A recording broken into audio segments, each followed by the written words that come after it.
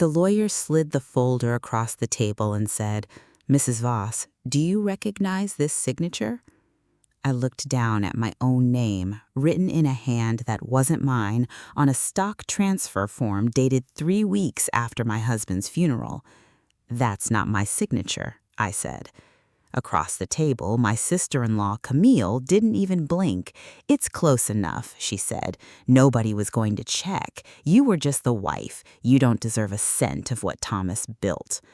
The room went so quiet I could hear the air conditioning click on. Because Camille didn't know what I knew. She didn't know what was sitting in a safety deposit box 2 miles away, and she was about to find out in front of everyone. But let me back up. My name is Renata.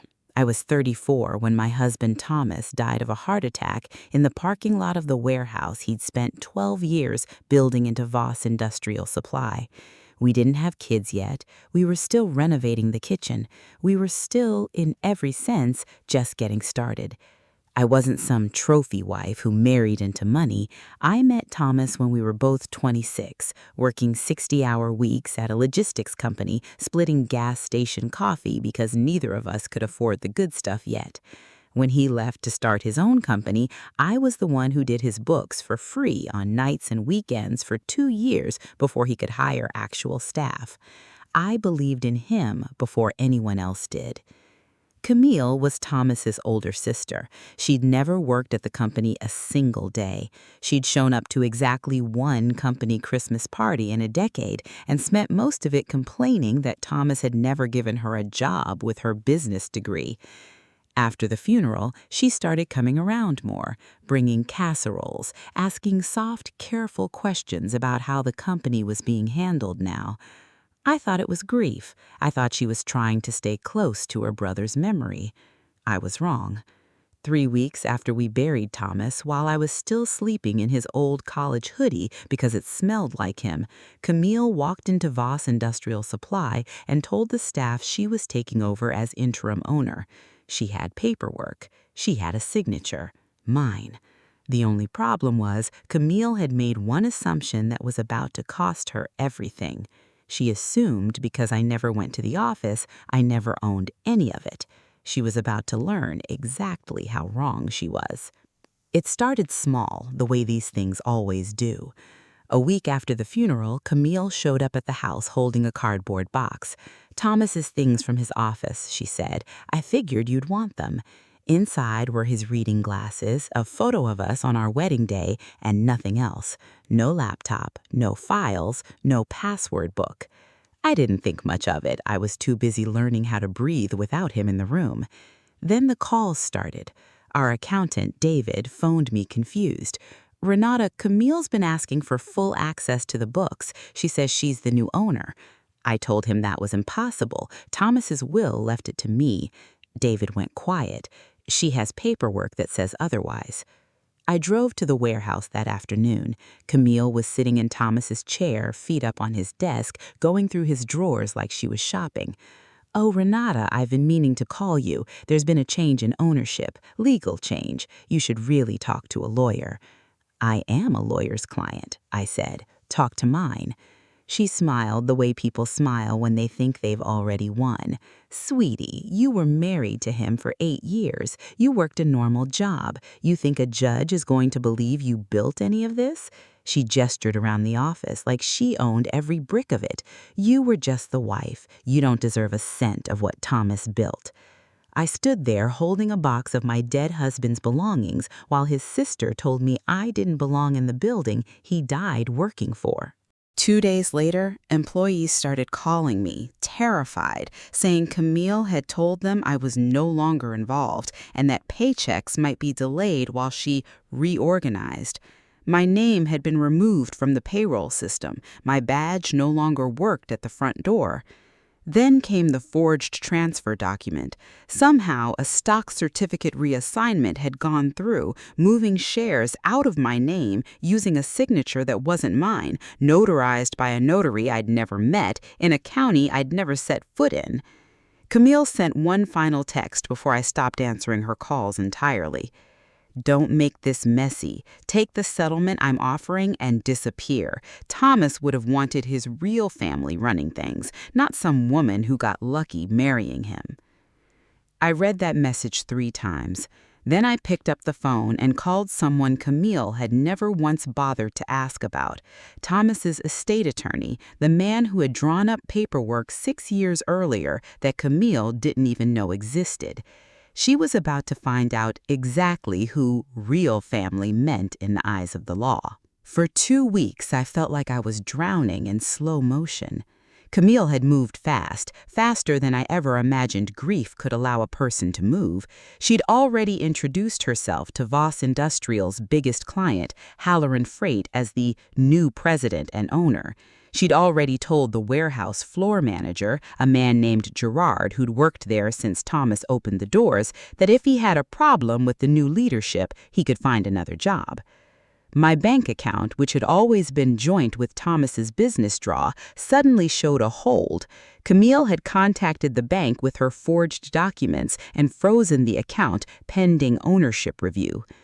I sat in my car outside the warehouse one morning, not to go in because my badge didn't work anymore, just to watch the building where I'd spent so many late nights helping Thomas build spreadsheets and color-coded shipping schedules.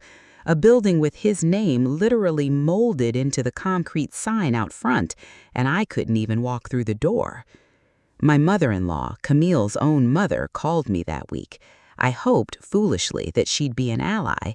Instead, she said gently, like she was doing me a favor, "Renata, honey, maybe it's easier this way. Camille needs this. You're young, you'll land on your feet.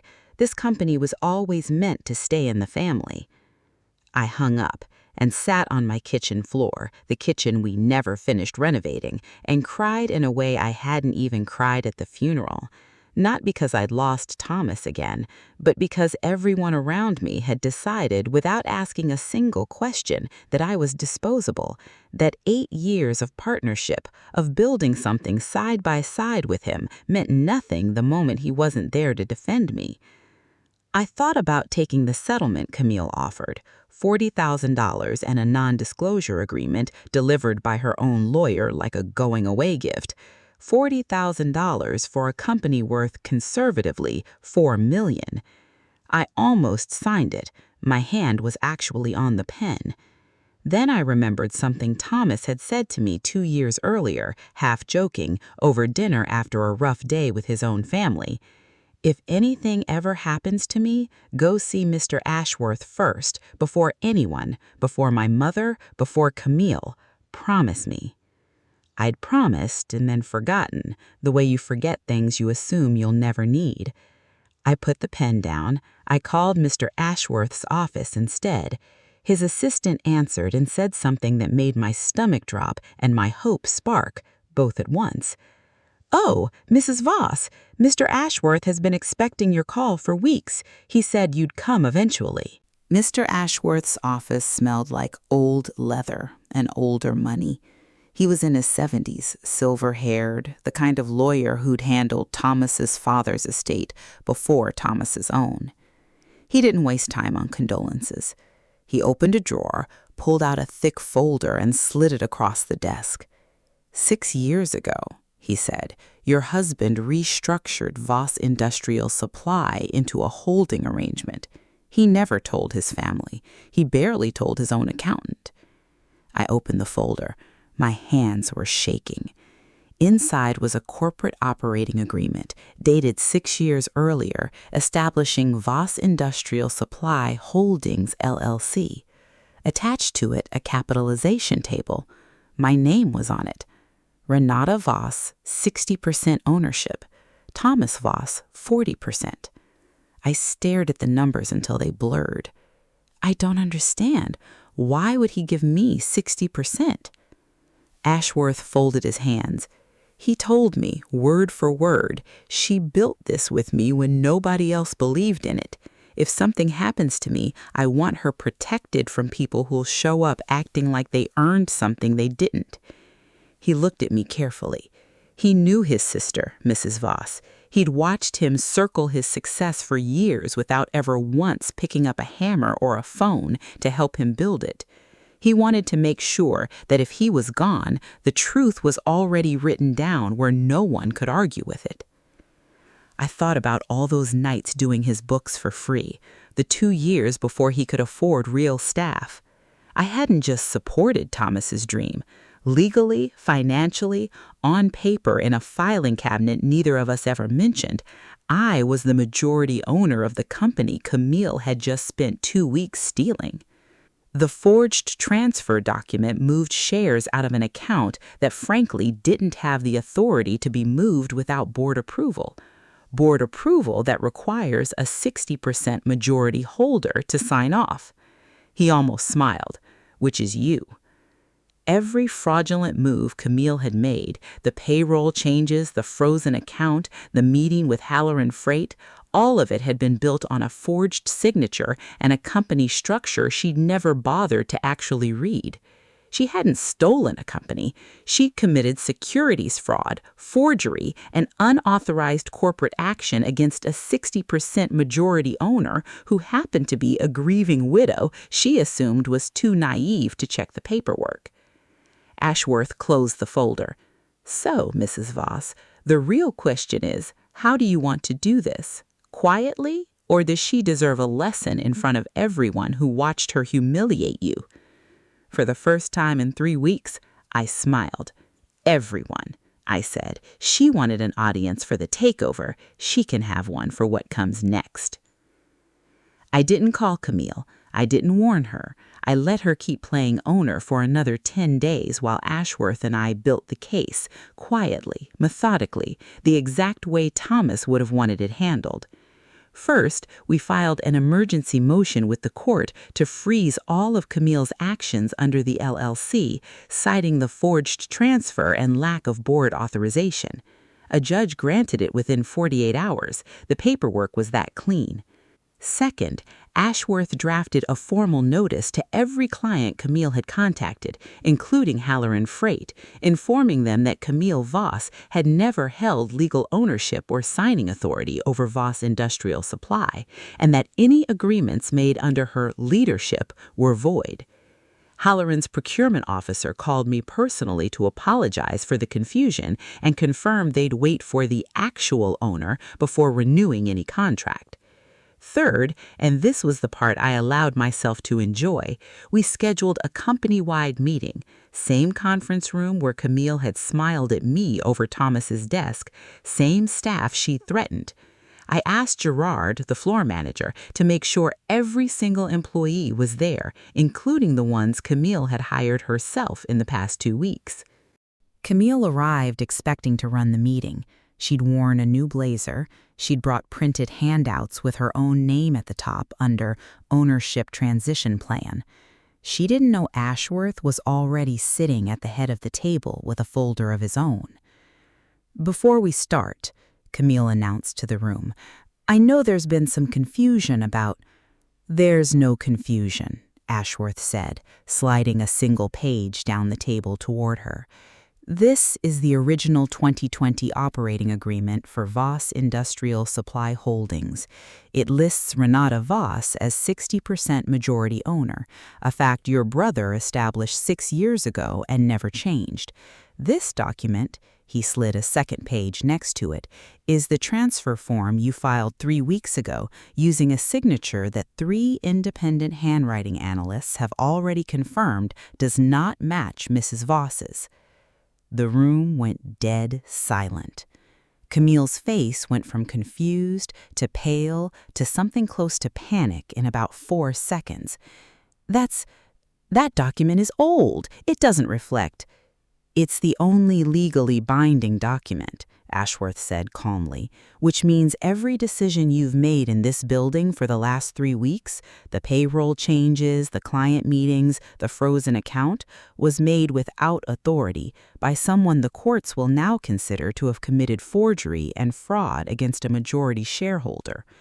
I watched every employee in that room, people Camille had threatened with their jobs, turn slowly to look at her instead of me. She wanted an audience. She finally had one. Camille tried to laugh it off first. That was always her instinct. Smooth it over, spin it, act like nothing had happened. "This is ridiculous," she said, looking around the room for support that didn't come. "Renata, you can't seriously be doing this in front of the whole staff. We're family." "I said you weren't," I reminded her. 3 weeks ago, in this exact room, you said I was just the wife, that I didn't deserve a cent of what Thomas built. I let that sit in the silence for a second. "So, which is it, Camille? Am I family, or am I just the wife?" She had no answer for that.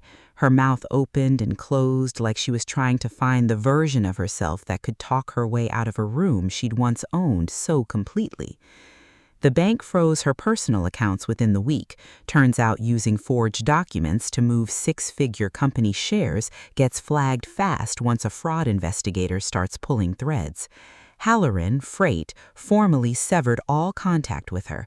Gerard, the floor manager she'd threatened to fire, was the one who quietly told me she'd been offering staff bonuses out of company funds to stay loyal during the transition. Funds that, as majority owner, I had never authorized her to spend. Ashworth filed the criminal referral the following Monday: forgery, wire fraud, and unauthorized corporate action. Camille's own mother, the same woman who told me to "let it go, this is easier," called me in tears asking if there was any way to make it disappear. There was a way, I told her. It was called not stealing from a widow. Camille's attorney tried to negotiate a settlement to avoid the criminal charges escalating. In the end, she agreed to full restitution of every dollar she diverted, a permanent injunction barring her from any involvement with Voss Industrial Supply, and a public retraction sent to every client and vendor she'd misled. She showed up one last time, unannounced, at my house. Not the office. She couldn't get past the front desk anymore. She stood on my porch, the same porch where she used to drop off casseroles pretending to grieve alongside me, and said quietly, "I just wanted what Thomas would have wanted for his own family." "I told him exactly what he wanted," I said. "You just never bothered to ask before you decided to steal it." I closed the door.